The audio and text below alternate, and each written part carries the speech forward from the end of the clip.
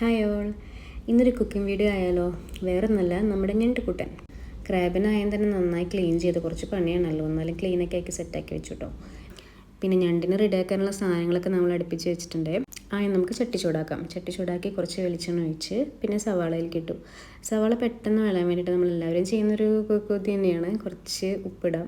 അപ്പോൾ ഉപ്പൊക്കെ ഇട്ട് പെട്ടെന്ന് തന്നെ വാങ്ങി കിട്ടും കേട്ടോ.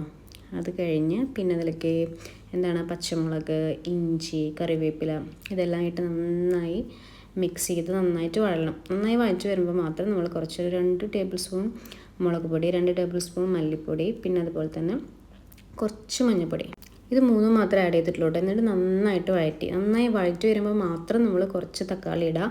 അതും ഒരു തക്കാളി മാത്രമേ ഇട്ടിട്ടുള്ളൂ. പിന്നെ ചെറിയ പീസ് ഒരു കുടംപുളി. പിന്നെ നമ്മൾ ക്രാബിനെ ക്ലീൻ ചെയ്തപ്പോൾ ഒരു സാധനം മാറ്റി വെച്ചിട്ടുണ്ടായിരുന്നു. എന്താണെന്നറിയോ? പൊന്നെന്ന് പറയും.